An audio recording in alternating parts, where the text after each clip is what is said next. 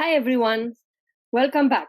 Today we are starting again with our videos where I'm introducing the local entrepreneurs or local makers from the Greater Portland, Maine area.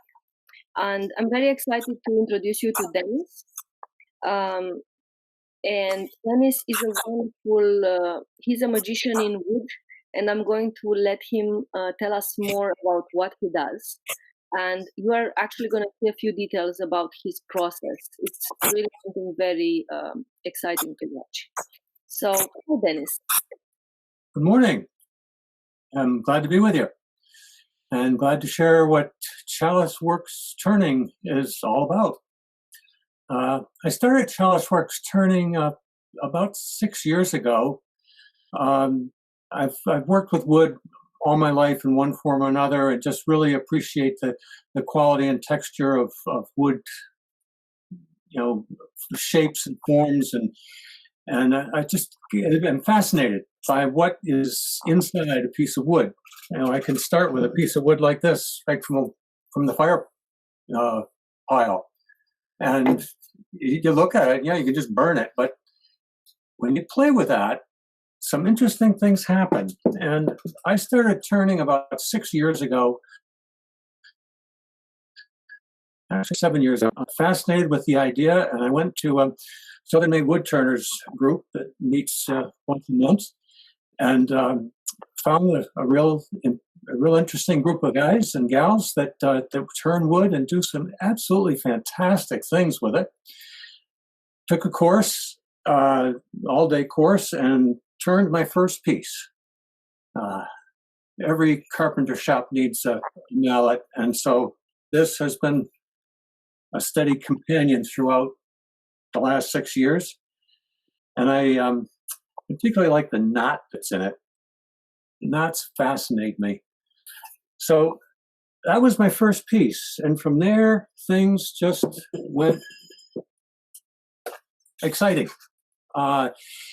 So I've been turning all kinds of things, and I basically provide my turning. They're gifts. I make some interesting gifts like pepper grinder that's in cherry and has some beautiful tones in the wood and the grains. And every piece is really its own piece. I never know when I put a piece on the lathe what's going to come up. I have an idea, like this piece here. I had an idea that I would try to do something. I like to turn off center and off axis. Here's the start of a bowl. It's not a round bowl. Well, it's got a round hole in it, but it's off center, and it actually ends up having multiple sides and very interesting shapes that really highlight the grain of the wood when it gets finished. I'll show you another piece later, but that's the beginning of a bowl. This was a prototype. What can I do off center, off axis? And I'm basically thinking of a shoehorn or a back scratcher or a barbecue fork, something to put on one end or the other and a handle on this end, and just be really interesting. So this was a piece of wood lying around, and I started turning it and working on the off center. This is what it looks like.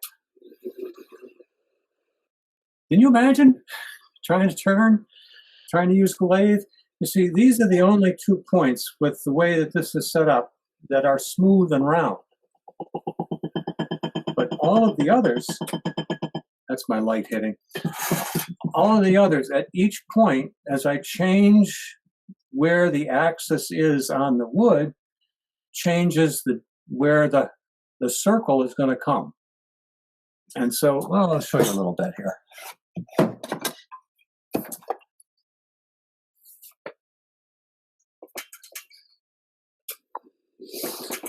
So when it's turning,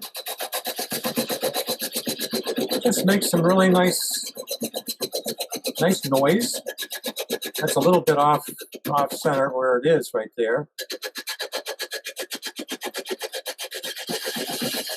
And you can kind of hear where it evens out, where it's cutting all the way around, because you don't get that slop, slop, slop, slop, slop kind of sound like that. Now it's cutting all the way around, and that's an even turn all the way through.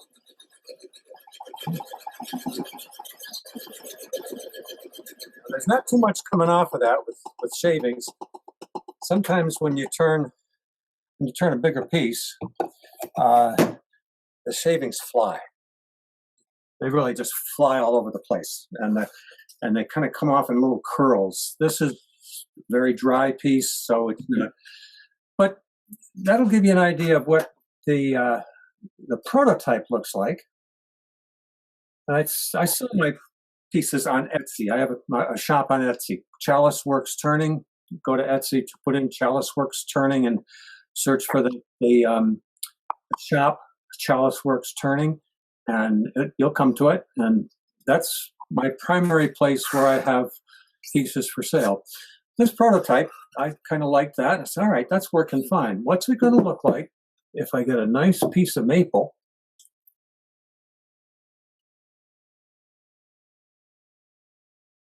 and turn it meticulously? Then I did that one.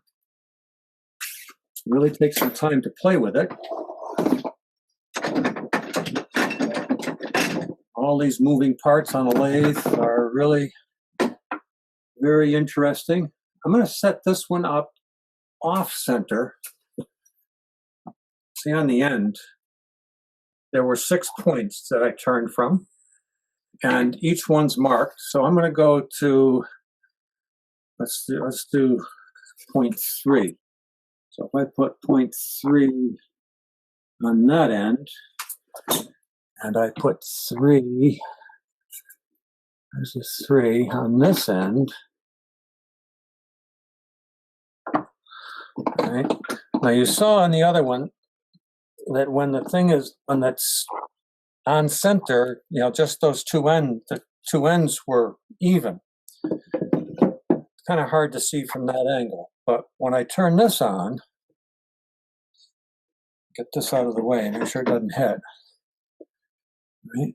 When I turn this on,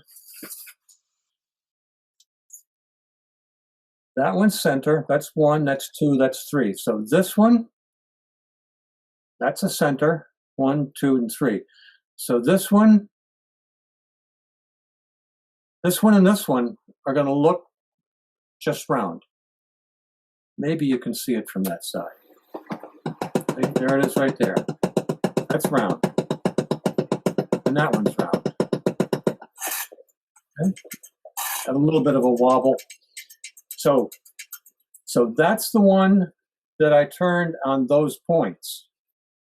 That one and that one. And I changed it to 4 and turned this one and this one. And then I changed it to 5 and then 6. So as you go around each one of those points, you get that core center in a different place, and you end up with a spiral. Now, that comes to the point of what happens now, because that's not finished. When I made my first piece, the instructor said, well, you've spent about an hour putting that together. Nice job. It's going to take you 2 hours to finish it. Because there's more, this is more easy because it's all round. But when you start working with bowls and other kinds of pieces and trying to do interesting things, it takes about twice as long to sand it and finish it as it did to turn it in the first place. So there's 2 ways that I can finish this. One is to just take sanding materials and sand each piece just the way I turned it. So I'd sand this piece.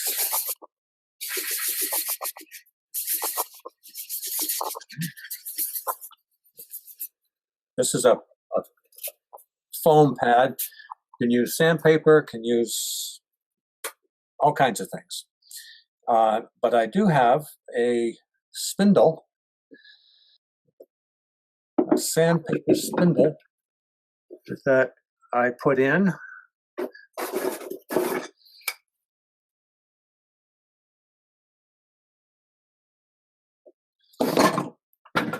And this is a homemade piece.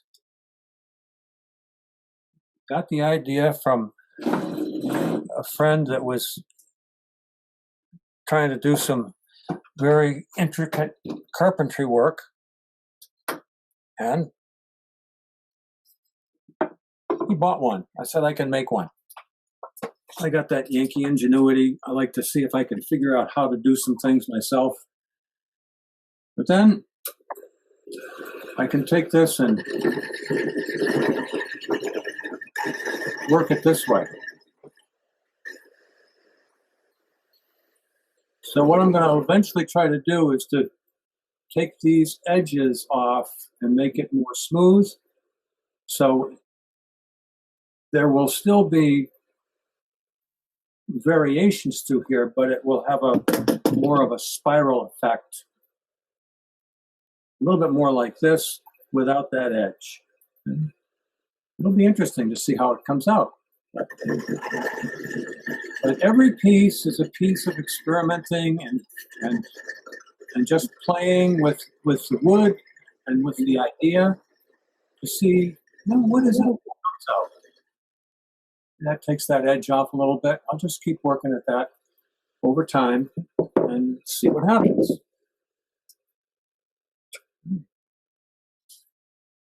So, one of the pieces I worked on recently, a friend of mine, their daughter is graduating. I wanted to do a graduation gift. And years ago, a sculptor friend of mine, actually Clark Fitzgerald from Castine, was working on a sculpture for the Castine Adams Elementary School as part of the arts and education program. And he met with the students, and with the students created a design that expressed the concept of education of a round peg in a square hole. Or was it a square peg in a round hole? Well, the sculpture that they came up with, that the kids worked with him to create, it really expressed both. And I said, how do I do that on a lathe?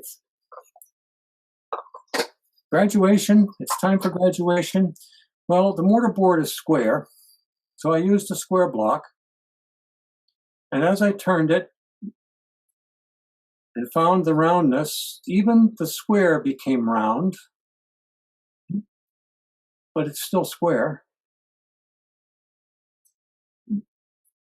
And the round bowl of knowledge, so to speak, the container of learning, kind of emerged. I had a lot of fun just creating that piece. Sides are still square. These sides still square, but it blends with the roundness, and it really highlights the tone of the wood. That's a piece of cherry, and it just really lifts out the wood tones all the way around.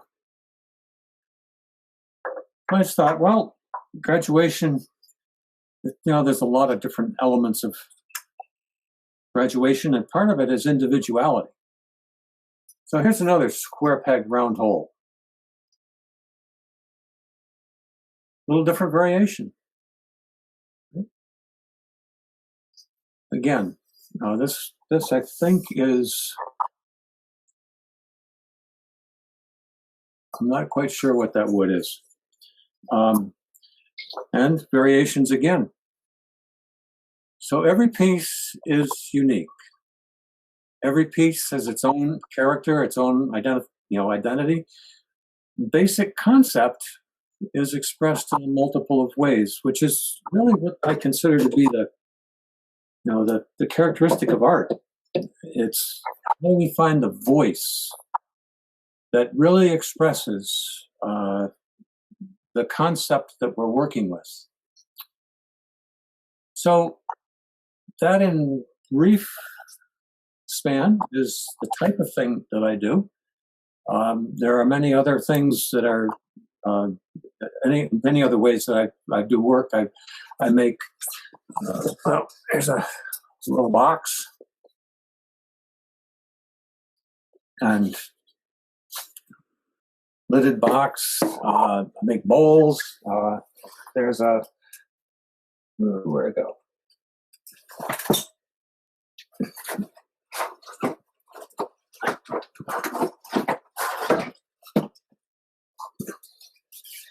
I got a birch log, and so I started a series of birch boxes. They're not finished yet. I've got 3 upstairs that are finished. These are just waiting for the next step. So they'll be very thin-walled, and the top will fit in together, and I'll probably put a finial on top. So it's a work in process, as is most of what's around, which is kind of my mantra of, I'm not finished with this yet. And that kind of goes back to that first piece I did. The instructor was very clear as we were going that every time you make a cut, you're practicing the final cut. So no matter where you are in the piece, it's always finished because you just did the finished cut. You want to make another cut? It's another finished cut. So the work is always in process. That birch piece I just showed you, that's finished until I make another cut because I'm not finished with it yet. Okay? It's a work in process. And that's the way Chalice Works Turning has evolved over the last 7 years. One fascinating stories that I've heard about your process and how you think about art. And I'm going to include your link to your Etsy shop in the description of the video so that people can come and explore your pieces and hopefully also meet you in person sometime soon when in-person events will be possible. Thank you so much for taking the time to talk to me today. Well, thank you for coming to visit my shop. All right. I'll talk to you again soon, Denis. Bye-bye. Good. Looking forward to it. Thank you.